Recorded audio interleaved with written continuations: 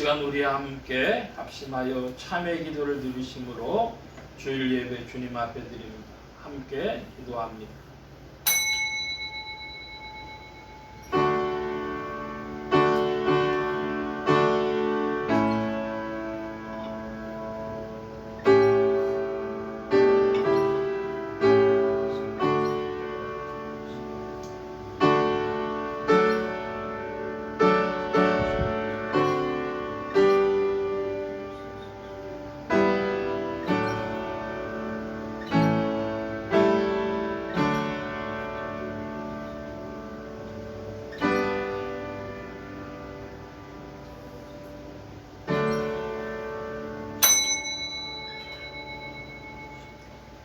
하나님이여, 주의 인자하심이 어찌 그리 보배로우신지요. 인생이 주의 날개의 그늘 아래 피어나이다. 저희가 주의 집에 살찐 곳으로 풍족할 것이라. 주께서 주의 복락의 강수로 마시우시리이다. 제주 생명의 원천이 주께 있사오니 주의 광명 중에 우리가 광명을 보리이다. 아멘. 긍휼이 풍성하신 아버지 하나님, 주의 부르심을 받아 저희들이 주님 앞에 나왔습니다. 주의 강한 팔에 이끌려 주님 앞에 나왔습니다. 주께서 속량하시고 구원의 약속을 주시기에 감히 주님 앞에 나왔습니다.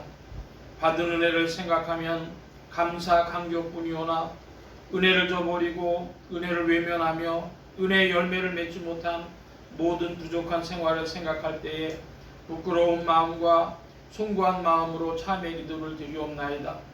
주여 불쌍히 여겨주시기를 기도하옵나이다. 주님은 거룩함을 원하시건만 저희는 죄악 가운데 살았으며, 주님은 성결하기를 원하시건만 저희는 부정한 가운데 살았습니다. 주님께서 저희에게 신령한 은사를 더하여 주시기를 기뻐하시건만 저희는 속된 가운데서 물질적이고 육체적이고 세상적인 것을 추구하며 살아왔습니다. 하나님 아버지, 이 모든 허물을 자복하오니 불쌍히 여기시고 이 죄에서 건져주시기를 기도하옵나이다. 그렇게도 많은 은혜 가운데 살면서도 은혜 받지 못한 자인 것처럼 쉽게 낙심하며 살았고, 주님은 영원한 것으로 주시려 하시건만 저희는 순간적이고 찰나적인 것에 매여 교만하기도 하고 때로는 실망하기도 했습니다. 이 모든 불신앙을 주님 앞에 자복하오니 용서하여 주시기를 기도하옵나이다. 주님은 저희를 위하여 죽으셨고 한없는 사랑으로 함께 하시건만 그 은혜에 감격하기도 하면서도 은혜를 베풀기에 인색하며 용서하기에 조건이 많고 하나님의 일은 핑계가 많으며 이기적인 일에는 서둘러 행했던 모든 불신앙적인 소행을 자복하오니 주여 용서하여 주시기를 기도하옵나이다. 게으르고 나태한 가운데서 주의 뜻을 저버렸고 당연히 있어야 할 자리에 있지 아니했고 가서는 아니 될 곳에 갔으며 그 자리에 있어서는 안 될 곳에 있었고 해서는 아니 될 일을 많이 했습니다. 하나님 용서하시고 이 악에서 건져 주시옵소서. 지금은 하나님과 나만이 하는 죄를 생각하며 묵묵히 참회의 기도를 계속합니다.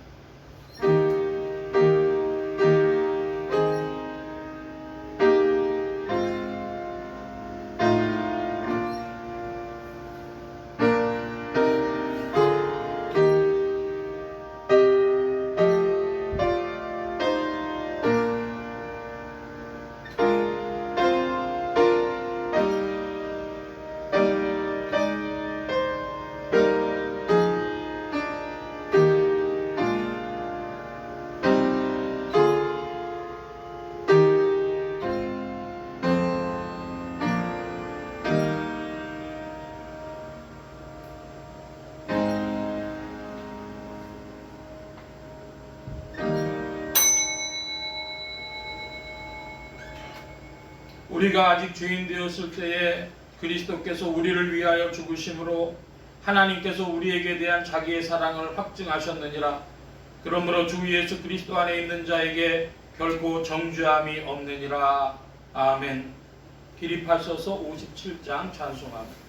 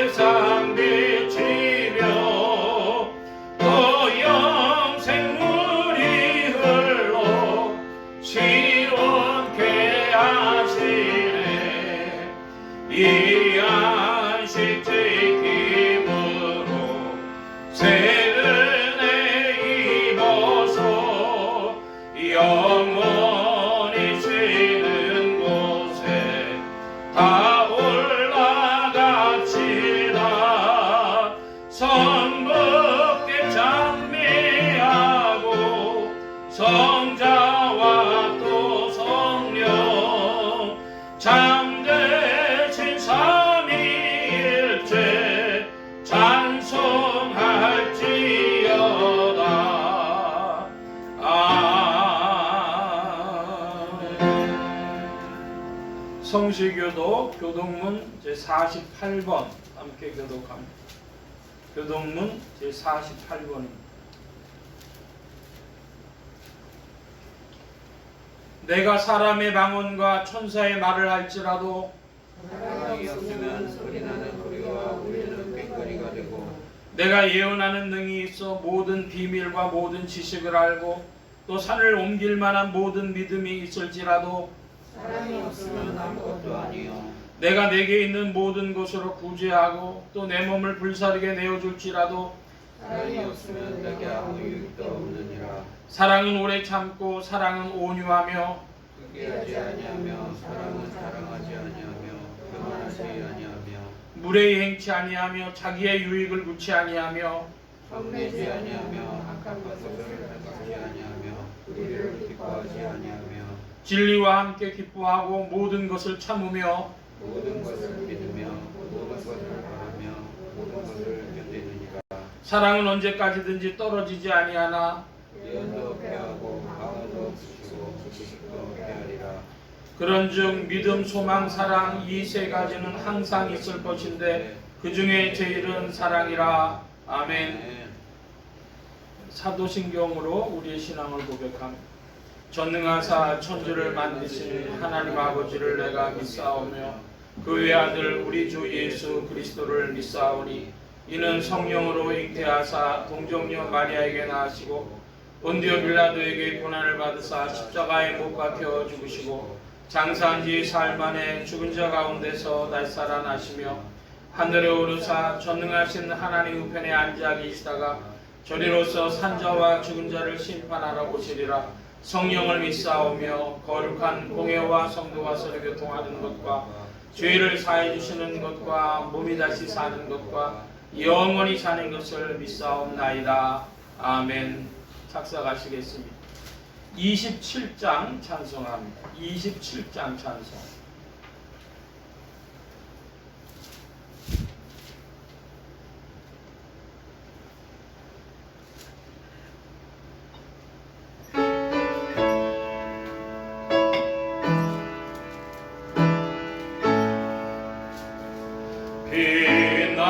빛나고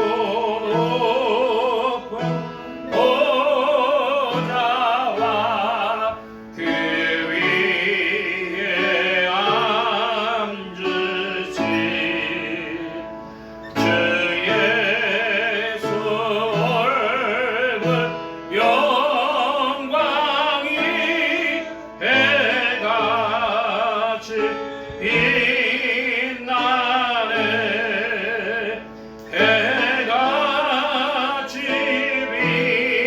빛나네. 지극히 높은 위엄과 한없는 자비를 무천사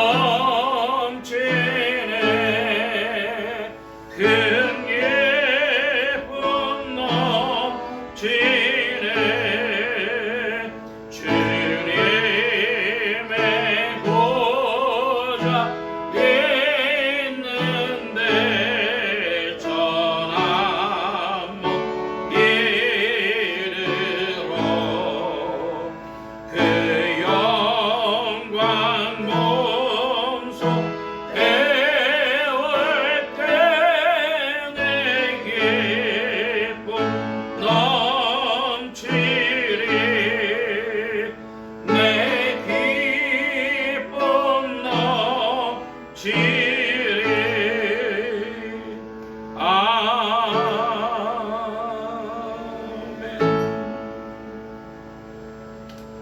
예, 그 옆에 28장 찬송 함께합니다.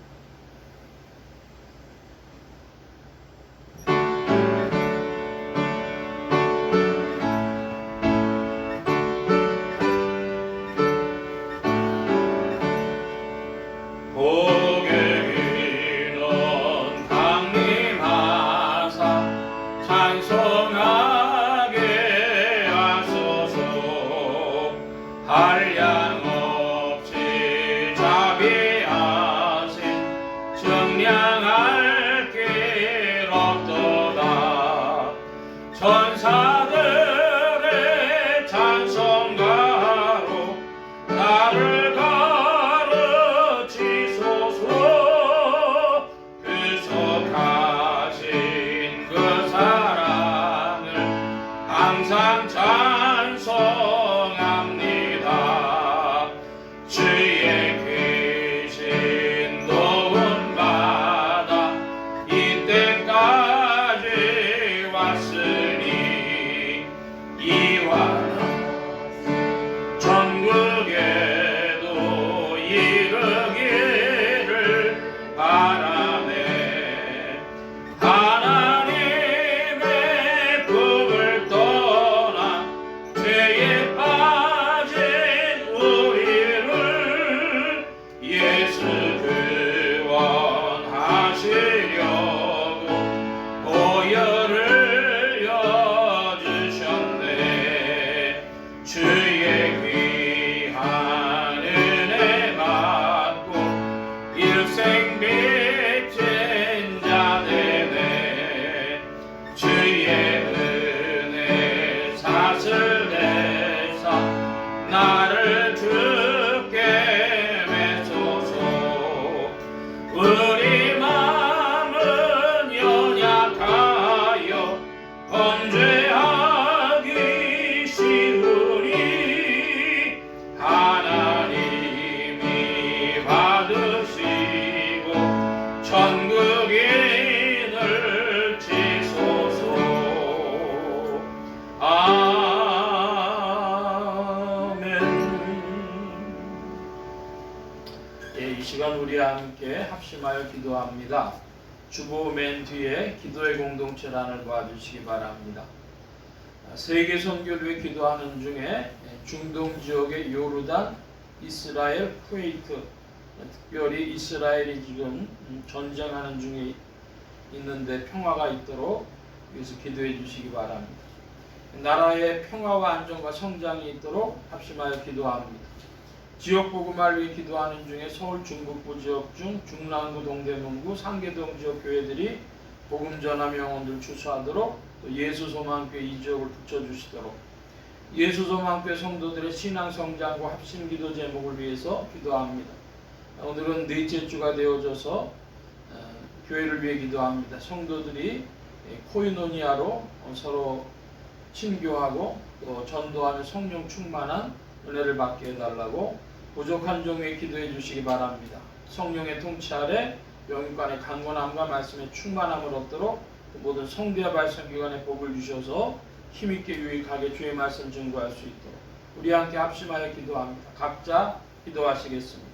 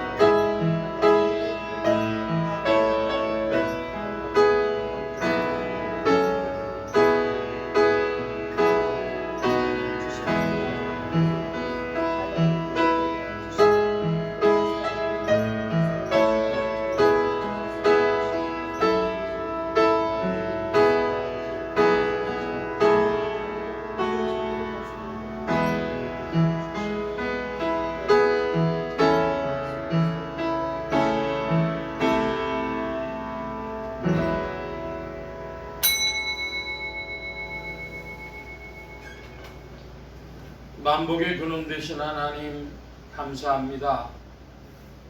만물을 주의 은혜의 장중에 붙드시며 이끄시며 역사하시는 가운데 이제 주님 앞에서 풍성한 열매를 얻게 하시고 또 이제 한 해를 마무리하는 시간을 향하여 가도록 주님께서 모든 만물들을 운행하시며 경륜 가운데 이끄시는 줄 믿습니다.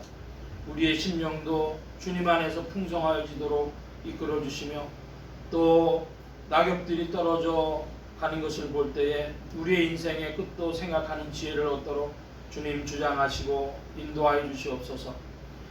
주께서 역사하여 주셔서 주님의 일하심 가운데 만물을 이끄시며 역사의 주인이 되신 주께서 오늘도 손길을 나타내시는 줄 믿사온데 아버지 하나님, 이스라엘에 전쟁이 있어 많은 사람들의 또한 기도와 관심이 그곳에 있습니다. 주님 허락하여 주셔서 평화를 허락하여 주시며 이 시대가 어떠한 시대인지 깨달아 알 수 있는 또한 지혜의 눈도 열어주시기를 구하옵나이다. 주님 함께하여 주셔서 중동의 여러 나라들 기억하여 주옵시고 특별히 요르단에서 수고하는 선교사님들 계신 줄 아오니 그들에게 성령께서 함께하여 주셔서 주의 역사 가운데 문 여시며 주님의 복음의 일들을 나타내어 주시옵소서. 주님 함께하여 주셔서 이 땅에도 평화를 주옵시며 또한 나라의 성장을 허락하여 주실 것은 세계 선교를 위하여 한국교회가 맡은 사명이 있는 줄 믿사오니 주께서 긍휼히 여기시사 이 땅의 백성들의 부족함에도 불구하고 주께서 사용하여 주시기를 구하옵나이다. 주님 함께하여 주셔서 오늘도 주님의 일 가운데 전진하는 심령들 주님의 세계를 사모하게 하여 주시고 또한 주님의 밝은 빛 가운데 더욱 이끌리며 나아가며 주님을 찬양함이 되어지도록 주장하여 주시옵소서.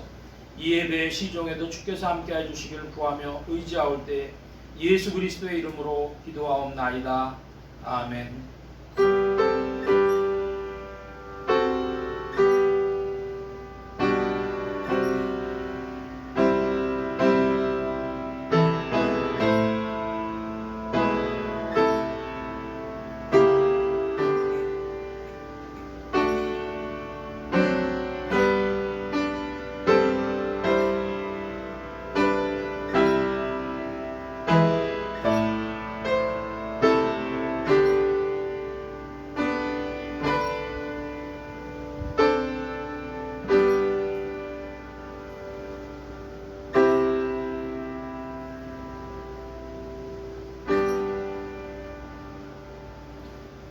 오늘 우리에게 주신 하나님의 말씀 요한복음 제9장 1절로 41절까지의 말씀 중에서 1절로 12절까지의 말씀 함께 교독을 합니다.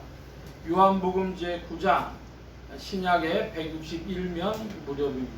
요한복음 제9장 1절로 12절까지 함께 교독합니다. 제가 먼저 한 절 봅니다. 예수께서 길 가실 때 날 때부터 소경된 사람을 보신지라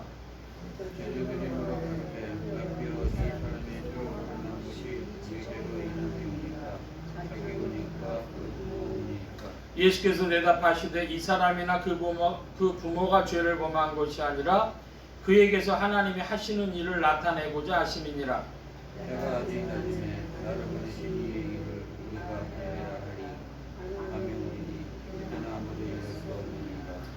내가 세상에 있는 동안에는 세상의 빛이로라.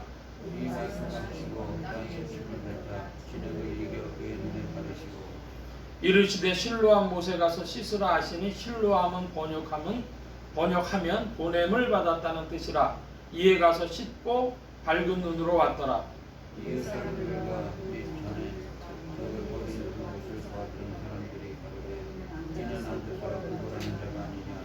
혹은 그 사람이라 하면 혹은 아니라 그와 비슷하다 하거늘 제 말은 내가 그러라 하니 대답하되 예수라 하는 그 사람이 진흙을 이겨 내 눈에 바르고 나더러 실로암에 가서 씻으라 하기에 가서 씻었더니 보게 되었노라.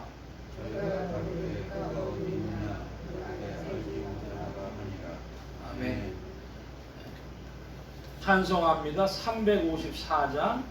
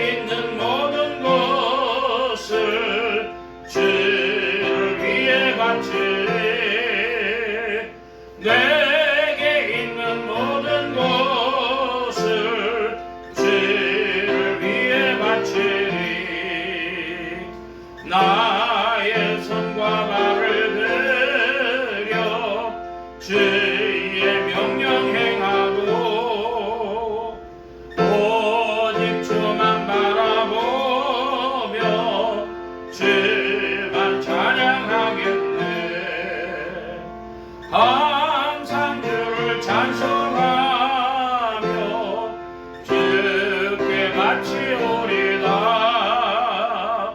항상 주를 찬송하며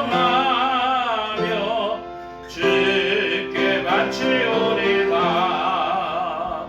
내가 주를 바라보니 나의 영혼 밝아져. 십자가를 지신 주만 항상 바라봅니다. 십자가를 바라보며 주만 따르오리다. 십자가를 바라보며 주만 따르오리다. 신기하고 놀랍도다. 영광스런 왕의 왕 나를 친구 삼아주사 편히 쉬게 하시네. 주의 날개 아래 숨어 영원한 식 없겠네.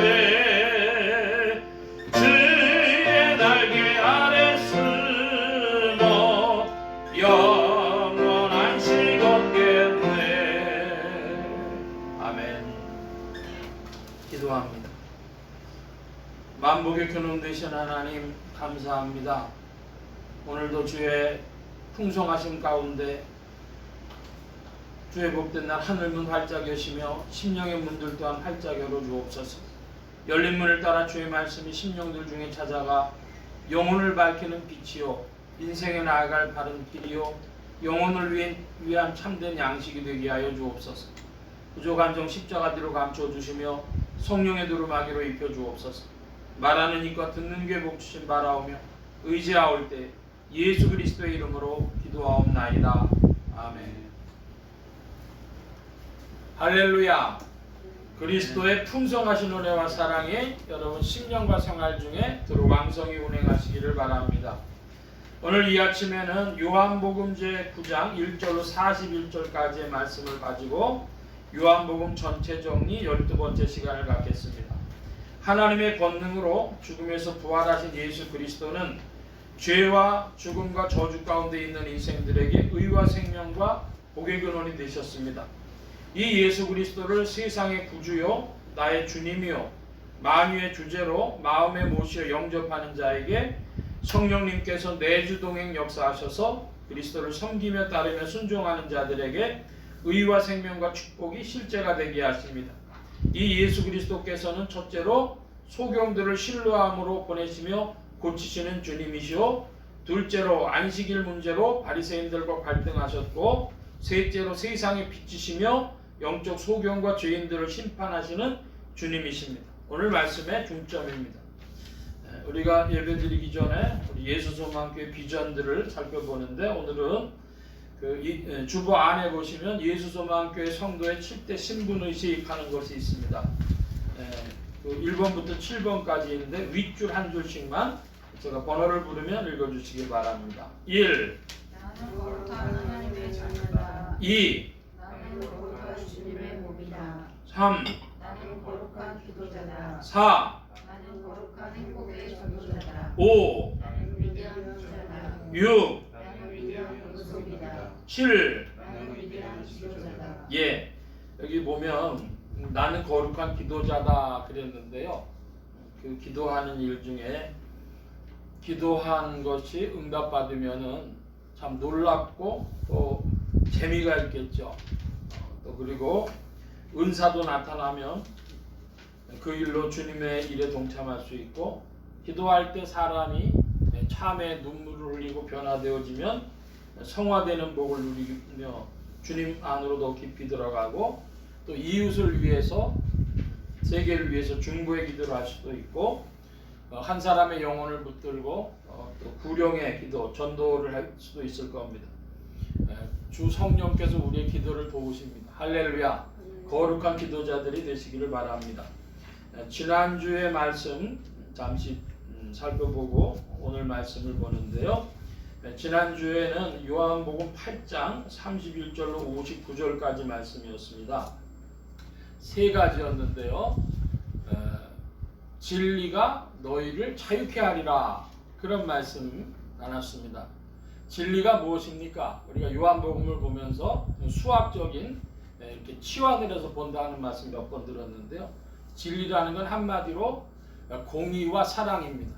공의와 사랑은 서로 모순되는데 그것을 성취하신 것이 예수 그리스도의 십자가죠. 그래서 공의가 있고 사랑이 있는 이 놀라운, 모순되고도 놀라운 일이 성취되어지는 곳, 그곳에 진리가 있는데 그 진리는 우리를 자유케 합니다. 풀어준다는 것이죠. 죄의 짐에서 풀어주고 또 우리의 모든 욕심에서 풀어주고 다 풀어주는 역사. 진리가 너희를 자유케 하리라. 예수님 자신이 진리십니다. 두 번째로 하나님의 말씀 들음에 대해서 살펴봤는데요. 하나님의 말씀을 듣는다, 하나님의 말씀을 잘 듣는다, 무슨 뜻입니까? 그것은 말씀을 주목하여 들어서 잘 깨닫는다 하는 뜻이 있고, 또 그 말씀대로 순종한다. 말씀을 들어서 인식이 변하고 생각이 변하고 또 주님의 말씀대로 순종하여 나가는. 학생이 학교에 가면 선생님 말씀 잘 듣고 그러면은 선생님 말씀 얻는 게 잘 듣는 것이죠. 그 말씀을 귀 기울여서 무슨 말인가 이해하고 또 그대로 잘 따라하는 것. 그것처럼 하나님의 말씀을 듣는다, 인식과 순종이다, 그런 말씀 드렸습니다. 셋째로 예수님께서는 아브라함보다도 먼저 계신 분이셨다 합니다. 유대인들이 그걸 보고 돌로 치려고 했는데요. 예수님께서는 피조물이 아니신 창조의 영광을 가지고 계신 분이시죠. 즉 창조자십니다. 삼위일체 하나님이시라 하는 그런 말씀입니다. 그래서 이 바리새인들이, 유대인들이 돌로 치려고 했지만은 그러나 예수님께서 창조의 영광이 있다고 하는 이 사실, 이것이 요한복음에 증거되어져 있습니다. 교회사 초기에 보면 예수님이 최고의 피조물이다, 인간 중에 최고다 하는 사람들과 예수님이 하나님이다 하는 사람들이 싸웠는데 둘 다 일리가 있어요. 그런데 무엇이 승리를 했느냐? 그러면 예수님은 하나님이시다.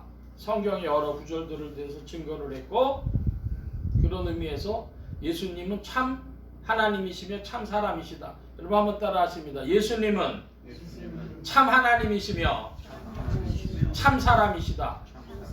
예, 우리가 이해할 수 없지만, 이해하기가 어렵지만은 그러나 여러분 신앙 중에 점점 깨달아가는 은혜가 있을 줄 믿습니다. 자, 오늘 9장 말씀인데 1절로 12절까지에 보면 날 때부터 소경된 사람의 이야기가 나옵니다. 그 날 때부터 소경됐는데 그 소경된 일이 원인이 뭘까? 사람들은 그 잘못된 일들은 다 죄에서 찾지 않습니까? 그래서 소경으로 된 것이 자기 죄 때문입니까? 그 부모 때문입니까? 이렇게 질문을 했어요. 그랬더니 예수님이 뭐라고 답하셨습니까? 3절에 이 사람이나 그 부모가 죄를 범한 것이 아니라 그에게서 하나님이 하시는 일을 나타내고자 하심이니라. 여러분 모든 인식을 가질 때 하나님의 나타내려고 하시는 일, 하나님 중심적으로 이해하는 은혜가 있길 바랍니다.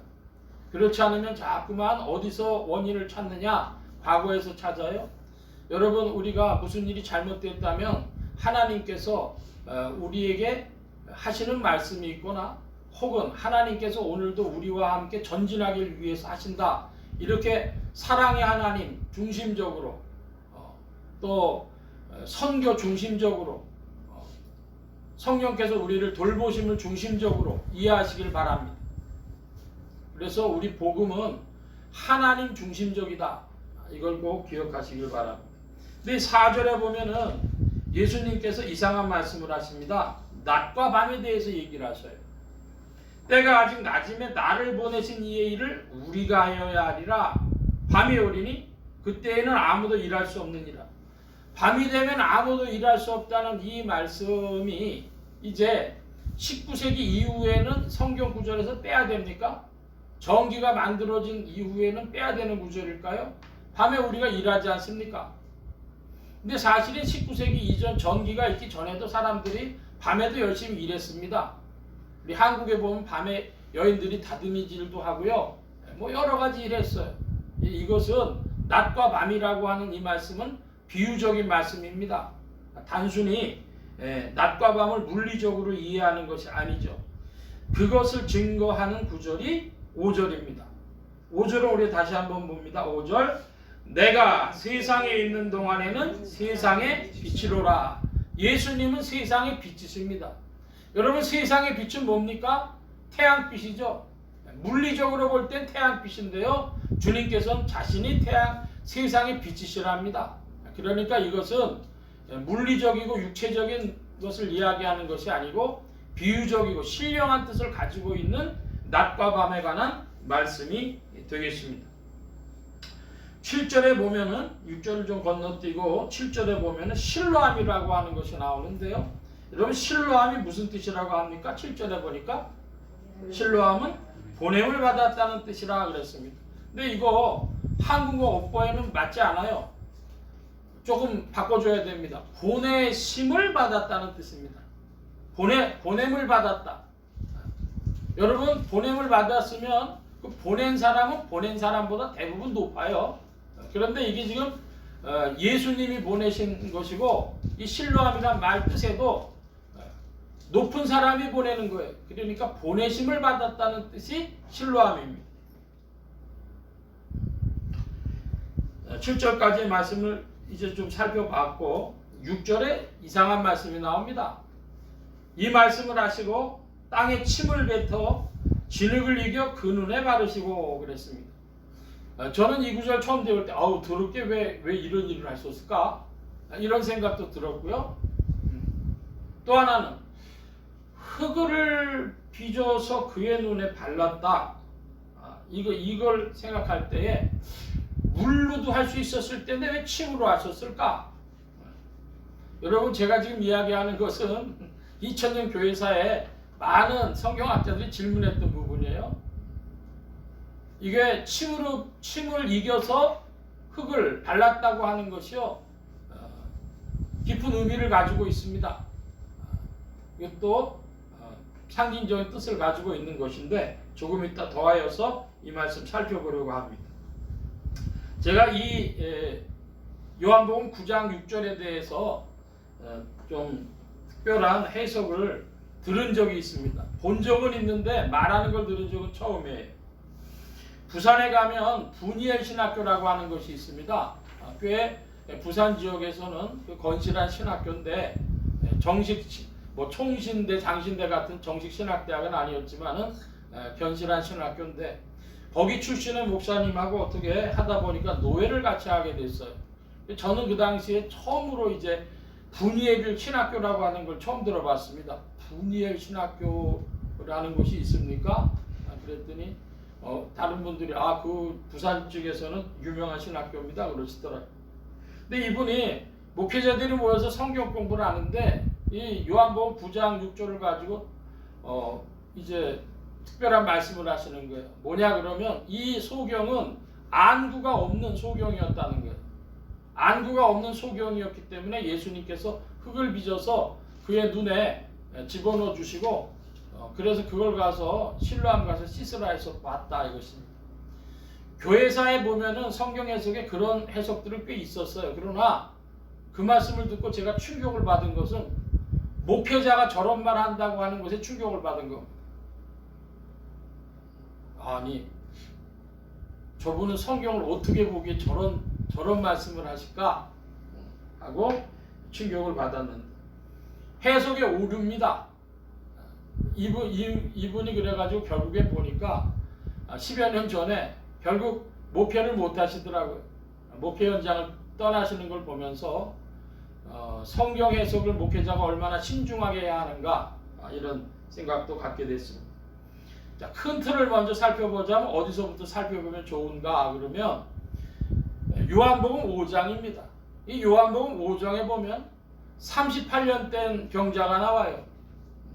38년 된 병자가 물에 먼저 들어가야 되는데 천사가 그 물을 동하게 하면 먼저 들어간 사람이 낫는데 전 못 들어갑니다. 그런 이야기를 이제 하죠. 근데 이 일이 안식일에 있었어요. 오늘도 이제 문제가 안식이라고 관계되는데요. 그 안식일에 있는 이 일 때문에 유대인들, 바리새인들이 논란을 하게 되고. 근데 여러분, 이 요한복음 5장의 맨 끝에는요, 무슨 말씀을 하는지 한번 살펴볼까요? 요한복음 5장을 한번 봐주세요. 요한복음 5장의 맨 끝부분에 보면 이런 말씀을 하십니다. 제가 45절 봅니다. 여러분 47절까지 교독을 합니다. 내가 너희를 아버지께 고소할까 생각하지 말라. 너희를 고소하는 이가 있으니 곧 너희 바라는 자 모세니라.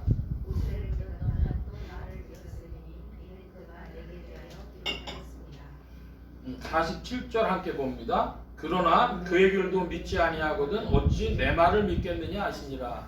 예, 유대인들, 바리새인들은요 모세 율법을 잘 지키는 사람들이었어요. 근데 예수님이 딱 그들 볼 때요 바로 말씀하십니다. 니네들이 모세 율법도 믿지 않는데 어떻게 내 말을 믿을 수 있겠냐 이럽니다. 지금 이 38년대 병자 고치는 얘기가 무슨 일하고 관계되는 것이냐 하면은 율법하고 관계되는 말씀을 하는 거예요, 사실은. 자, 6장에 가면요, 6장에서 유명한 오병이어의 기적이 나타납니다. 여러분, 오병이어가 뭐죠? 떡 5개와 물고기 2마리. 오늘날도 길거리 지나가다 보면요, 오병이어라고 쓴 카페도 나오고요, 오병이어라고 써붙인 옷가게도 나오고요, 여러 가지 많이 나와요. 여러분들, 요한복음 6장에서 오병이어가 긍정적인 의미입니까?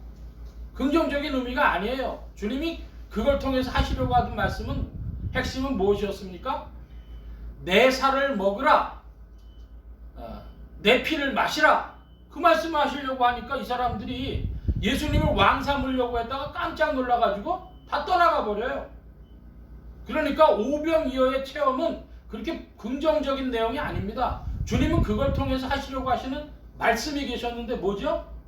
내 살을 먹으라, 내 피를 마시라. 그 말씀은 오늘날도 성취되고 있습니다. 교회의 성찬식을 통해서 그 말씀 오늘도 집행되고 있어요. 그러니까 성경을 볼 때 신자들이 성경에 어디에 관심하느냐, 성경 어떻게 해석하느냐 할 때에 성경의 메시지와 전혀 180도 다른 데 관심이 가 있다는 거죠. 그리고 그것이 다 받아들여집니다. 요한복음 6장을 한 번이라도 쭉 읽어봤다면 그런 얘기 안 할 텐데 자기의 어떤 소망 또 혹은 욕망, 욕심이 앞서다 보면 성경이 말씀하는 것과 180도 다른 이야기를 관심하게 되는 겁니다. 그 요한복음 7장에도 이제 주님이 말씀하시는데 요한복음 7장에서는 보내셨다라고 하는 걸 얘기를 해요. 보내셨다. 그리고 생수의 강에 대해서 말씀하십니다. 보내셨다. 하나님 아버지께서 나를 보내셨다. 그 말씀을 강조하시고 생수의 강이신 성령에 대하여 말씀해 주고 계십니다. 8장으로 들어가 보면 간음 중에 잡힌 여인이 나오는데 이 간음 중에 잡힌 여인에 대해서 사람들이 성경 해석을 할 때 어디에 관심을 갖냐 그러면 예수님께서 손가락으로 땅에 뭘 쓰셨어요. 근데 여러분 예수님께서 땅에 뭘 쓰셨을까라고 하는 추론, 우리가 정보를 갖지 않고 있는 것에 대한 추론이 중요하겠습니까? 그렇지 않으면 주님 주시는 메시지가 중요하겠습니까? 당연히 주님 주시는 메시지가 중요하겠죠? 이 간음 중에 잡힌 여인에 대한 주님의 메시지는 뭐였습니까?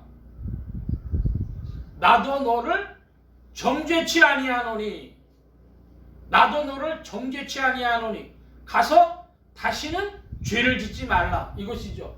정죄하지 아니하는 그리스도, 우리를 죄에서 죄를 없게 하시는, 죄로부터 멀리 떨어지라고 명하시는 그리스도, 그것이 메시지죠. 사람들이 자꾸만 땅에 뭘 쓰셨을까 이런 거에 관심하고 있는 것입니다. 바로 이 요한복음 8장에 7장과 이어서 계속해서 아버지께서 나를 보내셨다는 말씀을 하시며 나는 내가 어디서 와서 어디로 가는지 안다고 말씀하셨습니다. 인생은 나그네 길 어디서 왔다가 어디로 가는가. 여러분, 최희준이라고 하는 가수가 60년대 불렀던 이 인생은 어디서 와서 어디로 가는가 하는 그 질문에 대해서 답을 어떻게 놨습니까? 어디서 와서 어디로 가는지가 무슨 가수가 질문하든 문화적으로 대중적으로 질문하는 수도 있지만, 그러나 철학자들도 다 질문했어요. 이 철학자들은 그거보다 확실히 한 수가 더 위더라고요. 하이데거라고 하는 철학자는 뭐라고 얘기했는가 그러면 사인춤 토대, 죽음을 향해 가는 존재다. 우리가 어디서 왔는지 모른다. 알 수 없다. 우리 인식 바뀌다. 그러나 우리가 죽음을 향해서는 가고 있다. 그것은 안다. 이렇게 이야기한 것이죠. 여러분, 질문합니다. 예수님은 어디서 와서 어디로 가시는지 안답니다. 근데 여러분은 어디서 와서 어디로 가는지 아십니까? 우리가 예수 그리스도 안에 있다면 하나님께서 보내셔서 우리가 여기 있고, 하나님께서 리콜 하시면 하나님 품으로 간다. 이것입니다. 이 요한복음 8장에서 우리에게 주시는 메시지가 이것입니다. 이것이 여러분, 내 영혼의 쉼과 평화가 되고, 내 삶의 의미가 되고, 내 삶의 용기가 되고, 내 삶의 배짱이 되고, 내 삶의 능력이 되고, 그와 같이 고백하는 여러분들 되시기를 축원합니다. 내가 누구냐? 그리스도 밖에 있을 땐 답이 안 나는데, 이제 그리스도 예수 안에 들어갔더니 내가 지금 있는 바로 여기가 내가 보내심을 받은 자리요. 이 보내심 받은 이곳에서 주께서 오늘이라도 부르시면 돌아갈 자요. 하나님의 사명 안에 있는 자요. 그러므로 이것이 내 삶의 용기고, 내 삶의 배짱이고, 내 삶의 의미고, 내 영혼의 평화다. 내 삶의 능력이다. 그렇게 고백할 수 있는 여러분들 되시기 바라는 겁니다.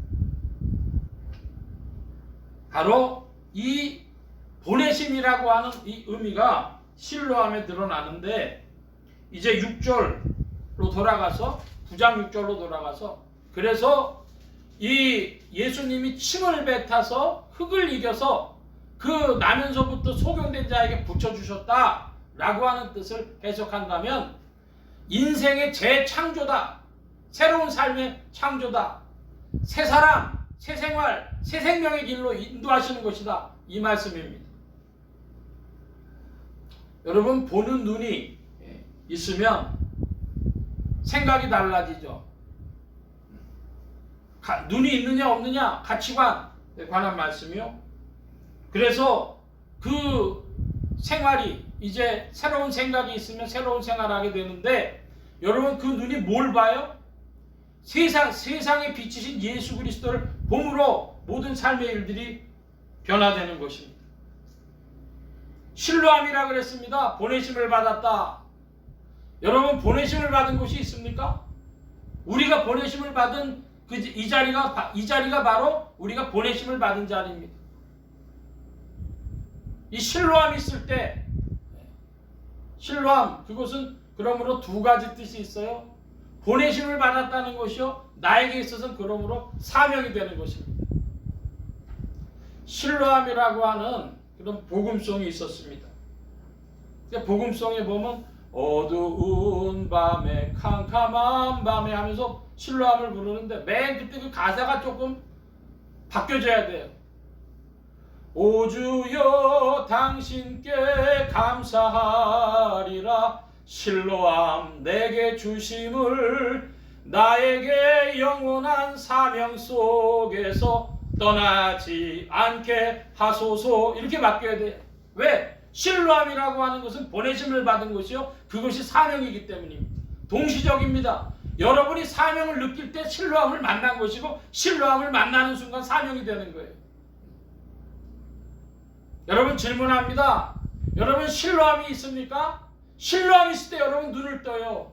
내가 왜 존재해야 되는지를 알게 되는 것이고, 그것이 사명이고, 그것이 나의 삶의 존재 의미고 이것이 나의 삶의 용기고 배짱이 되는 것입니다.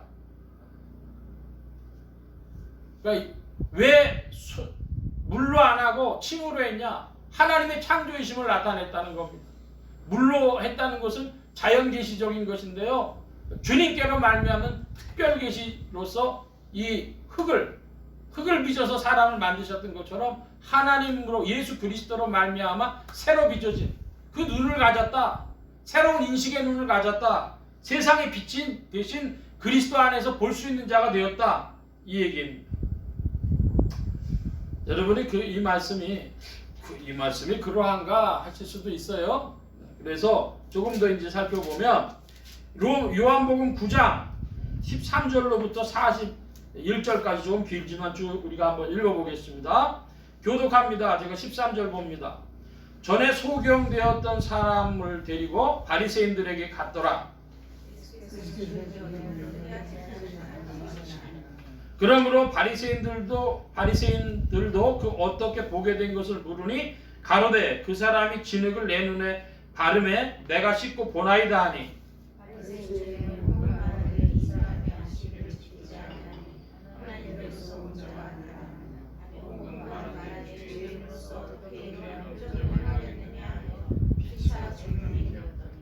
이에 소경되었던 자에게 다시 묻되 그 사람이 내 눈을 뜨게 하였으니 너는 그를 어떠한 사람이라 하느냐? 대답하되 선지자니이다 한데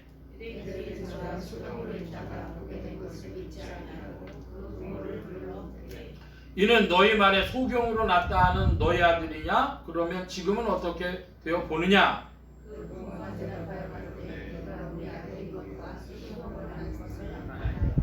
그러나 지금 어떻게 되어 보는지 또는 누가 그 눈을 뜨게 하였는지 우리는 알지 못하나이다. 저에게 물어보시오. 저가 장성하였으니 자기 일을 말하리이다.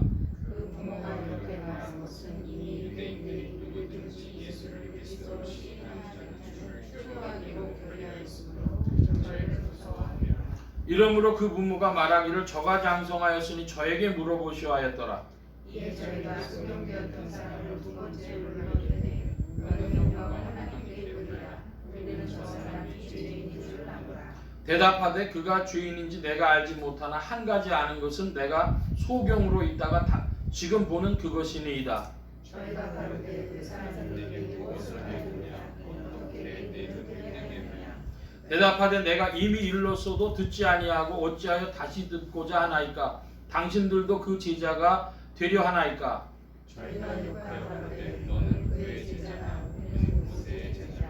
하나님이 모세에게는 말씀하신 줄을 우리가 알거니와 이 사람은 어디서 왔는지 알지 못하노라. 그 사람이 대답하되 이 사람이 내 눈을 뜨게 하였으되 당신이 그가 어디서 왔는지 알지 못하느니라. 하나님이 죄인은 듣지 아니하시고 경건하여 그의 뜻대로 행하는 자는 들으시는 줄을 우리가 아나이다. 창세 이후로 소경으로 난 자의 눈을 뜨게 하였다함을 듣지 못하였으니 이 사람이 하나님께로부터 오지 아니하였으면 아무 일도 할 수 없으리이다. 저희가 대답하되 내가 온전히 죄 가운데서 나서 우리를 가르치느냐고 이에 쫓아내어 보이리라. 예수께서 저희가 그 사람을 쫓아냈다 하는 말을 들으셨더니 그를 만나 가라사대 네가 인자를 믿느냐? 대답하여 가로되 주여 그가 누구시오니까 내가 믿고자 하나이다. 예수께서 가라사대 내가 그를 보았거니와 지금 너와 말하는 자가 그이니라. 가로되 주여 내가 믿나이다 하고 전하니라. 예수께서 가라사대 내가 심판하러 이 세상에 왔으니 보지 못하는 자들은 보게 하고 보는 자들은 소경되게 하려 함이라 하시니 바리새인 중에 예수와 함께 있던 자들이 이 말씀을 듣고 가로되 우리도 소경인가. 41절 함께 보겠습니다. 예수께서 가라사대 저희가 소경되었다면 죄가 없으려니와 본다고 하니 너희 죄가 그저 있느니라. 아멘. 요한복음 9장 39절에서 41절 말씀에 보면 이제 소경과 바리새인의 대화가 끝난 후에 소경과 예수님의 대화가 잠시 있고 또 그 이야기를 들은 바리새인들의 반응이 나옵니다. 한마디로 39절로 41절까지 보면 소경인 바리새인들 소경이라고 하는 겁니다. 바리새인들은 소경입니다. 그래서 40절에 이 말씀을 듣고 가는데 우리도 소경인가? 우리가 보지 못하는 자인가? 바리새인들이 그렇게 얘기를 해요. 이 바리새인들의 소경됨은 육신적이거나 물리적인 의미에서의 소경이 아니죠. 그들은 다 정상적인 시각 기능을 가지고 있었습니다. 근데 주님이 이렇게 말씀하시니까 바리새인들이 이 대화가 꽤 심도 있는 신령한 것인 줄 알고 우리도 소경인가? 이렇게 이야기를 하는 것입니다. 주님의 말씀이 이렇습니다. 41절에 너희가 소경되었다면 죄 없으려니와 우리가 몰라서 보지 못해서 그랬다면 죄가 없겠지만 본다고 하니 너희 죄가 그저 있느니라 그러셨습니다. 우리나라 민법에서도 보면은 몰랐다 그러면 조금 무월한 지위가 주어져요. 몰랐으니까 그래도 좀 봐주는 게 있습니다. 몰랐다고 해서 다 되는 건 아니지만은 몰랐으면 그런 게 있어요. 그런데 이 바리새인들은 자기들 모른다는 얘기를 안 해요. 그러니까 너희들 본다고 했으니까 죄가 있다는 겁니다. 뭐에 대해서 그랬을까요? 죄라고 하는 게 무엇입니까? 죄라고 하는 것, 그것은 예수님 없이 행한 모든 것이 죄입니다. 예수님 없이 행한 모든 것이 죄다. 기억하시길 바랍니다. 자, 바리새인과 예수님 사이에 안식일에 대한 인식의 차이가 났는데요. 여러분, 안식일은 어떤 날이죠? 안식일이라는 날은 인생들이 하나님께로 돌아가는 날이고 율법으로 돌아가는 날입니다. 자기의 삶을 비춰보는 날입니다. 그러므로 그 안식일에 어떤 심령이 돼야 되겠어요? 감사의 심령이 되고 참회의 심령이 돼야 됩니다. 근데 그 감사의 심령, 참회의 심령이 없이 사람들은 그 날을 규례적으로 지키려고 하는 것이죠. 바리새인들은 하나님을 안 믿었고 율법을 안 믿는 사람들이었습니다. 5장에 요한복음 5장에 대한 말씀을 아까 드렸습니다. 바리새인 누구냐? 하나님 안 믿고 율법 안 믿는 사람들입니다. 그러면 오늘날 교회 다니는 사람들은 어떻습니까? 하나님 믿고 예수님 믿고 율법을 아는데 바리새인들은 나랑 상관없는 사람들입니까? 여러분, 우리가 하나님을 알고 예수님을 알고 율법을 안다고 바리새인들도 그렇게 생각을 했어요. 근데 문제는 뭐였냐? 그러면 바리새인들이 그러했던 것처럼 예수님보다 더 귀한 것이 내 마음속에 뭔가 있다면 그것은 예수님보다 더한 소유욕, 명예욕, 생존욕 등등 무언가가 있다면 그것은 죄가 되는 것입니다. 제가 조금 전에 소유욕, 명예욕, 생존욕 이런 말씀 드렸어요. 여러분, 그것들이 다 나오는 뿌리가 뭡니까? 한국말로 자라고 그러죠. 나. 그러니까 한마디로 예수님보다 내가 더 큰 자가 되어지면 그것이 죄인 것입니다.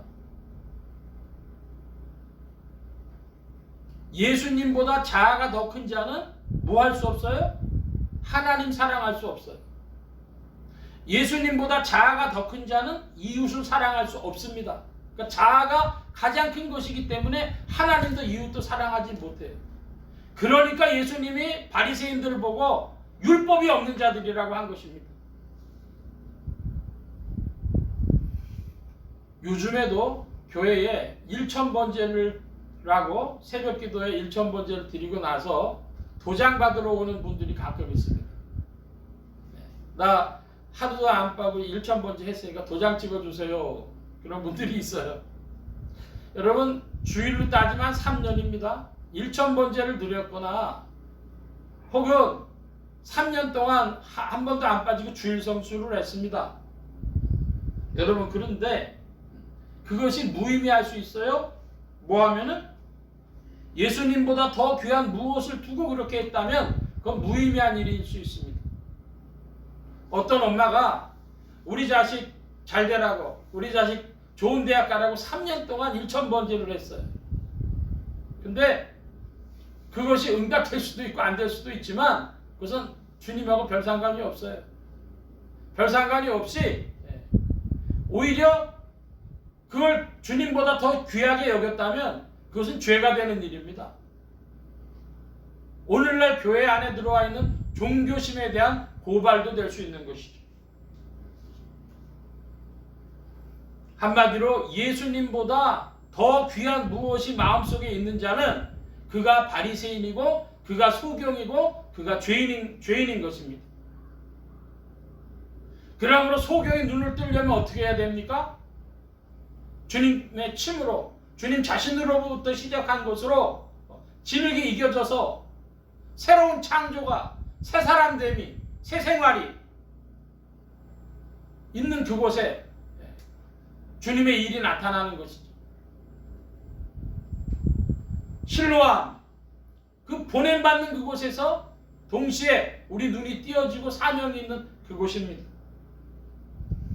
이제 오늘 말씀을 정리하고 마치려고 합니다.